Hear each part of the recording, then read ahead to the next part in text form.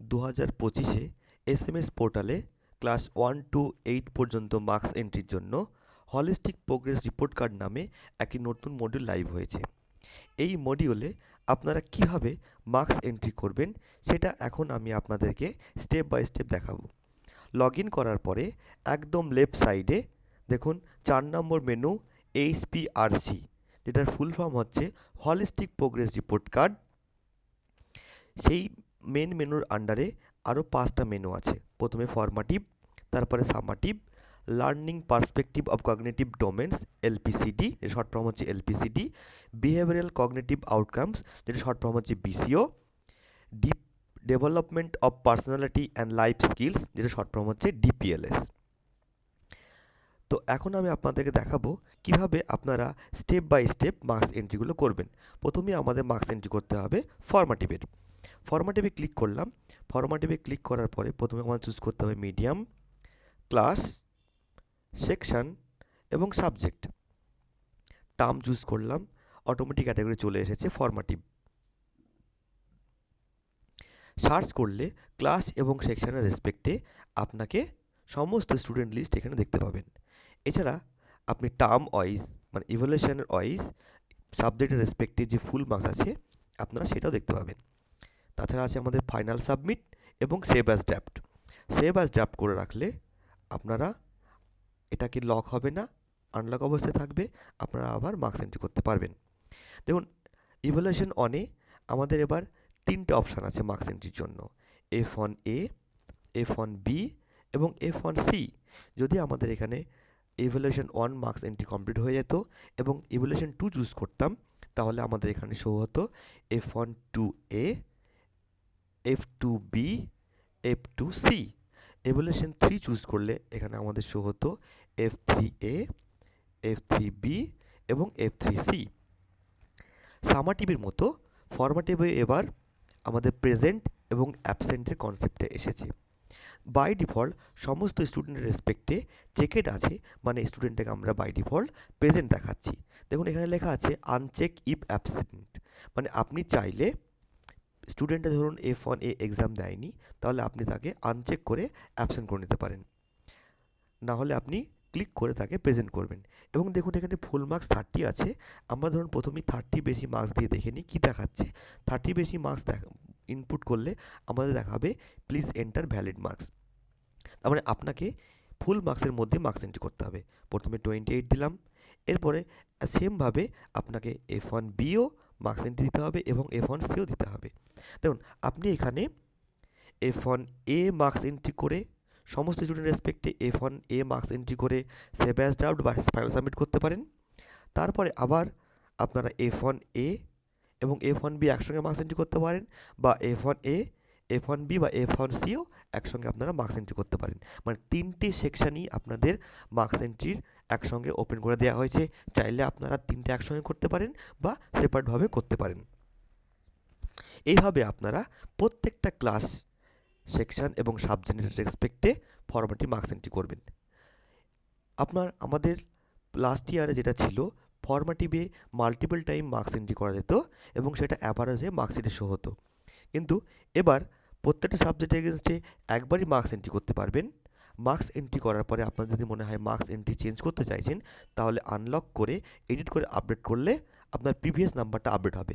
মানে এবার ফরম্যাটিভে multiple time marks entry হবে না, অন টাইম মার্কস এন্ট্রি হবে এবং সেই মার্কসটাই আমার মার্কশিটে শো হবে। এইভাবে আপনারা ফরম্যাটিভ করবেন। প্রথমে আপনাদেরকে ফরম্যাটিভ এর রেসপেক্টে ইভ্যালুয়েশন অন কমপ্লিট করতে হবে। ইভ্যালুয়েশন অন কমপ্লিট করলে তবেই আপনারা সামাটিভ মার্কস এন্ট্রি করতে পারবেন। দেখুন আমি ক্লাস 8 ইভ্যালুয়েশন অনের রেসপেক্টে কিন্তু মার্কস এন্ট্রি কমপ্লিট করলাম না। তাহলে আমি যদি এই অবস্থায় সামাটিভ মার্কস এন্ট্রি করতে যাই, তাহলে আমাকে কি দেখাবে, মার্কস এন্ট্রি করতে দেবে কিনা সেটা আমরা দেখে নিই। মিডিয়াম চুজ করলাম, ক্লাস 8 চুজ করলাম, সেকশন চুজ করলাম, সেম সাবজেক্ট চুজ করলাম যেটা আমরা ফর্মুলা চুজ করেছিলাম, টার্ম চুজ করলাম এবং অটোমেটিক সামাটিভ ইভ্যালুয়েশন চলে এসেছে। সার্চ করলে দেখুন please complete term on category formative evaluation. তার মানে আমি ইভ্যালুয়েশন অনে ফরম্যাটিভের রেসপেক্টে মার্কস এন্ট্রি কমপ্লিট না করলে সামাটিভের রেসপেক্টে মার্কস এন্ট্রি করতে পারবো না। তাহলে আমি দেখাচ্ছি যে আমার অলরেডি মার্কস এন্ট্রি আছে। এরকম আমি একটা ক্লাস চুজ করলাম, চুজ করে সাবজেক্ট চুজ করলাম এবং টার্ম চুজ করলাম।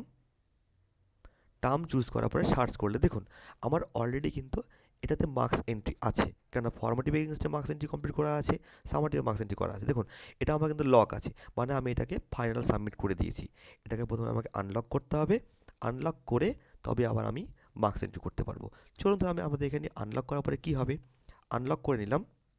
আনলক অপশানটা অনলি স্কুল এবং HY ইউজার লেভেলেই আছে। তাহলে মিডিয়াম চুজ করলাম, ক্লাস চুজ করলাম, সেকশন চুজ করলাম, সাবজেক্ট চুজ করলাম এবং টার্ম চুজ করলাম।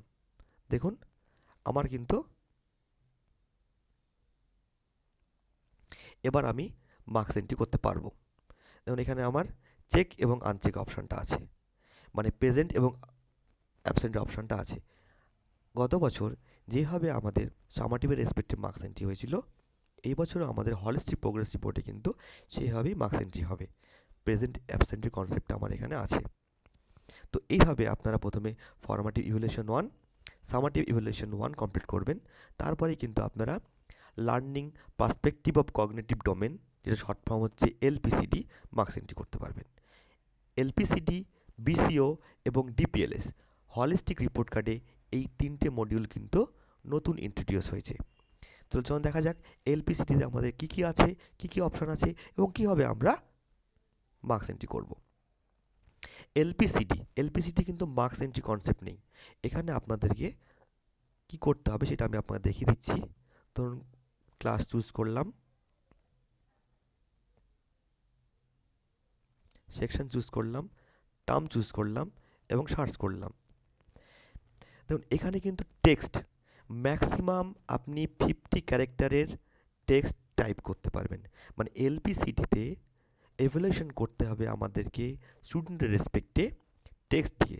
সেটা আপনি ম্যাক্সিমাম 50 ক্যারেক্টারের মধ্যে আপনাকে টেক্সটটা দিয়ে টাইপ করতে হবে। এবং প্রত্যেকটা অপশানে যদি আমরা যাই তাহলে দেখতে পাবো POI। এখানে ধরুন আমাদের 7খানা আইটেম আছে, তার মধ্যে হচ্ছে POI, যেটার ফুল ফর্ম হচ্ছে প্যাটার্ন অফ ইন্টেলিজেন্স, AOI, যেটার ফুল ফর্ম হচ্ছে এরিয়া অফ ইন্টারেস্ট, PA, যেটার ফুল ফর্ম হচ্ছে পজিটিভ অ্যাটিটিউড, EA, যেটার ফুল ফর্ম হচ্ছে এক্সেপশনাল অ্যাবিলিটি, FOA, যেটার ফুল ফর্ম হচ্ছে ফিচার্স অফ অ্যাংজাইটি, LG, যেটার ফুল ফর্ম হচ্ছে লার্নিং গ্যাপস, SLD, যেটার ফুল ফর্ম হচ্ছে স্পেসিফিক লার্নিং ডিফিকাল্টিস। মানে আপনাকে প্রত্যেকটা স্টুডেন্টের রেসপেক্টে এই 7খানা আইটেমের রেসপেক্টে 50 ক্যারেক্টারের মধ্যে আপনাদেরকে টাইপ করতে হবে। এভাবে আপনারা LPCDর রেসপেক্টে প্রত্যেকটা টার্মের রেসপেক্টে দেখুন করতে হবে। দেখুন এটা কিন্তু সাবজেক্ট স্পেসিফিক নয়, এটা অনলি কিন্তু টার্ম স্পেসিফিক, মানে আপনাকে টার্মের এগেন্সে এটা আপনাকে টেক্সটটা ইনপুট করতে হবে। LPCD টার্ম 1 কমপ্লিট করলে তবেই আপনারা BCO মানে বিহেভিয়ারাল কগনিটিভ আউটকামস আপনারা যেতে পারবেন। BCতে ক্লিক করলাম, BCতে ক্লিক করার পর দেখুন এখানেও কিন্তু আমাদের সাবজেক্ট নেই। ফর্মেটিভ সামেটিভ আমার সাবজেক্ট এবং টার্ম রিলেটেড, কিন্তু LPCD এবং BCOটা হচ্ছে কিন্তু আমার অনলি টার্ম, ক্লাস, সেকশন এবং টার্ম রিলেটেড। এখানে কিন্তু সাবজেক্ট রিলেটেড নয়। মিডিয়াম চুজ করলাম, এখানেও আমরা মিডিয়াম চুজ করলাম, ক্লাস চুজ করলাম, সেকশন চুজ করলাম এবং টার্ম চুজ করলাম। চুজ করে সার্চ করলে আমরা দেখতে পাবো এখানে গ্রেডিং অপশান আছে। মানে BCOতে আপনাদেরকে ABCD এই 4টের মধ্যে আপনাদেরকে গ্রেডিং দিতে হবে। এবং উপরে আমাদের প্রত্যেকটা শর্ট ফর্মের সঙ্গে সেটার ব্রড ফর্ম কী আছে সেটা এখানে দেওয়া আছে। SA meaning, CS, CTC, ELS, CT, CAC, CAT, PSA, DEC, DMS, CPS, AA এবং TPO আছে। এবং প্রত্যেকটা সেকশানে আপনি যদি মাউস হভার করেন তাহলে তার ফুল ফর্ম দেখতে পাবেন। এখানে শর্ট ফর্ম লেখার এইটা কারণ হচ্ছে, কেননা আইটেমগুলোর নাম অনেকটাই বড় বলে আপনাদের যেন গ্রেডিং সিস্টেমটা দিতে প্রবলেম না হয় তার জন্য শর্ট ফর্মে করা হয়েছে। এবং প্রত্যেকটাতে আপনারা দেখুন AB মানে আপনারা ABC টাইপ করতে পারবেন, আপনার চাইলে কিন্তু অন্য কিছু টাইপ করতে পারবেন না। টাইপ করার পর ট্যাব এন্টার করলে আপনারা স্টেপ বাই স্টেপ প্রত্যেকটাতে গ্রেডিংটা দিতে পারবেন। তাহলে এইভাবে আপনারা BCOটা এন্ট্রি করবেন। তাহলে BCO ইভ্যালুয়েশন অন কমপ্লিট করলেন। তারপর যদি আপনি ডিপিএলএস এন্ট্রি করতে যাই, দেখুন ডিপিএলএস এন্ট্রি করতে কিন্তু আমরা তখনই পারবো যখন ফর্মাটিভ ইভ্যালুয়েশন 1, 2, 3, সামাটিভ ইভ্যালুয়েশন 1, 2, 3, এলপিসিডি ইভ্যালুয়েশন 1, 2, 3, বিসিও 1, 2, 3 সমস্ত কমপ্লিট করার পরে ডিপিএলএস আমরা এন্ট্রি করতে পারবো। ডিপিএলএস কিন্তু টার্ম নয়, মানে বছরের শেষে একবারই ডিপিএলএস এর রেসপেক্টে এন্ট্রি করতে হবে। তো দেখে নিন ডিপিএলএস এ কী আছে। ডিপিএলএস এ মিডিয়াম চুজ করলাম, ক্লাস চুজ করলাম এবং সার্চ করলাম। দেখুন আমাকে অ্যালার্ট দিচ্ছে কেন? কেননা আমার বিসিও কমপ্লিট নেই, এবং বিসিও চেক করতে যাই তাহলে দেখা যাবে যে এই ক্লাসের রেসপেক্টে এলপিসিডি নেই। তার মানে হচ্ছে প্রত্যেকটা রেসপেক্টে আপনাকে সমস্ত টার্মের এগেনস্টে মার্কস, গ্রেড এবং টেক্স এন্ট্রি করার পরেই কিন্তু আপনি ডিপিএলএস এন্ট্রি করতে পারবেন। তাহলে কি করব? কারণ আমার ক্লাস 1 এর রেসপেক্টে ডিপিএলএসটা এন্ট্রি করা আছে, ডিপিএলএসটা সমস্ত করা আছে। দেখুন ডিপিএলএসে কিন্তু আমাদের গ্রেডিং সিস্টেম আছে। এখানেও আপনারা গ্রেডিং এ মানে very good, grading B good, C satisfactory, D requires more development, এবং প্রত্যেকটা এখানেও আমাদের অনেকগুলো আইটেম আছে।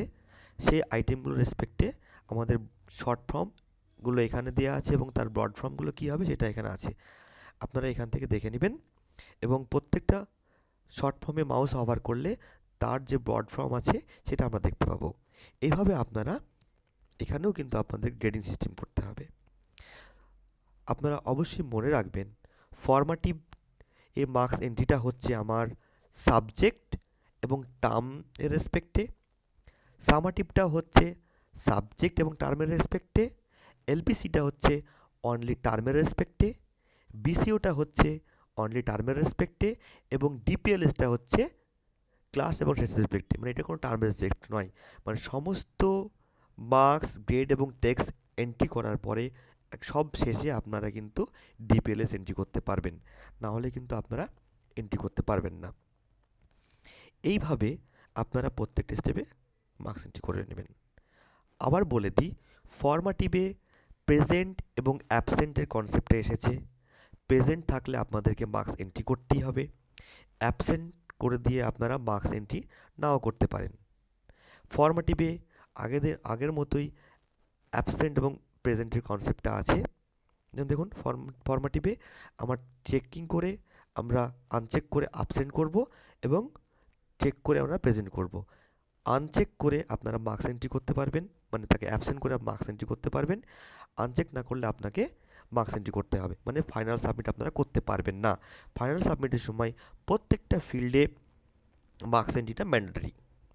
সামাটিভে আমাদের আগের মতনই যে সিস্টেমটা ছিল, অ্যাবসেন্ট এবং প্রেজেন্ট কনসেপ্টটা আছে এবং সেটা আপনারা এন্ট্রি করবেন।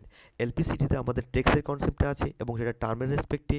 বিসিওটা আমাদের টার্মের রেসপেক্টে, এটা গ্রেডিং সিস্টেম আছে, এবং ডিপিএলএস হচ্ছে আমাদের সমস্ত কিছু এন্ট্রি করার পরে আমরা ডিপিএলএস এন্ট্রি করব।